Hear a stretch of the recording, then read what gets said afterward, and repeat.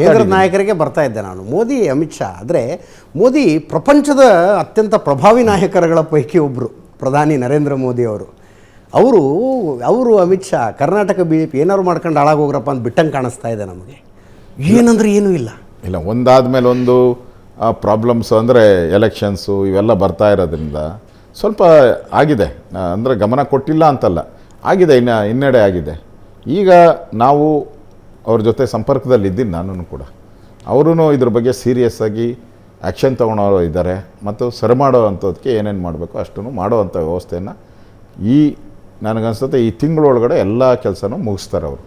ಅವರು ರೆಡಿಯಾಗಿದ್ದಾರೆ, formula ready ಇಟ್ಕೊಂಡು. Formula ready ಇದೆ, 100% ರೆಡಿ ಇದೆ. ಫಾರ್ಮುಲಾ ರೆಡಿ ಇಟ್ಕೊಂಡು ಅವರು ಆ್ಯಕ್ಷನ್ಗೆ ಬರ್ತಾಯಿದ್ದಾರೆ. ಏನು ಫಾರ್ಮುಲಾ ಸರ್ ಅದು? ಸುಮ್ಮನೆ ಒಂದು ಹಿಂಟ್ ಕೊಡೋದಾದ್ರೆ ಅವೆಲ್ಲ ನಾನು ಕೊಡಂಗಿದ್ರೆ ನಮ್ಮ ಪಾರ್ಟಿಯಲ್ಲಿ ಹಿಂಗೆ ಹೈಕಮಾಂಡ್ ಹಾಕಿರ್ಬೇಕಾಯ್ತು. ಹೈಕಮಾಂಡ್ ಸ್ಟ್ರಾಂಗ್, ನಮ್ಮ ಹೈಕಮಾಂಡ್ ಸ್ಟ್ರಾಂಗ್ ಇದೆ.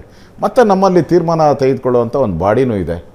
ಅವರು ಆ ತೀರ್ಮಾನವನ್ನು ಈಗಾಗಲೇ ರೆಡಿ ಮಾಡ್ಕೊಂಡಿದ್ದಾರೆ.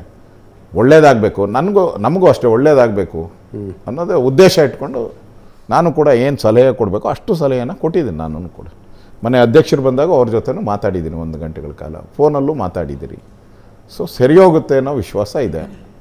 ಪೊಲಿಟಿಕಲ್ ಪಾರ್ಟಿ ನಿಮಗೂ ಗೊತ್ತಲ್ಲ, ಡೆಮಾಕ್ರಸಿ ಇರೋ ಪಾರ್ಟಿಗಳಲ್ಲಿ ಈ ಥರದ್ದೆಲ್ಲ ನಡೀತಾ ಇರ್ತದೆ. ಯಾವ ಪಾರ್ಟಿಯಲ್ಲಿ ಇಲ್ಲ ಹೇಳಿ, ಜನತಾದಳದಲ್ಲಿ ಇಲ್ವಾ? ಎಲ್ಲ ಸಂದರ್ಭದಲ್ಲೂ ಇದ್ದೇ ಇರುತ್ತೆ. ಬಟ್ ಅತಿರೇಕಕ್ಕೆ ಹೋಗಬಾರ್ದು. ನಮ್ಮದು ಸ್ವಲ್ಪ ಜಾಸ್ತಿ ಆಯಿತು ಅಂತ ಅನಿಸುತ್ತೆ.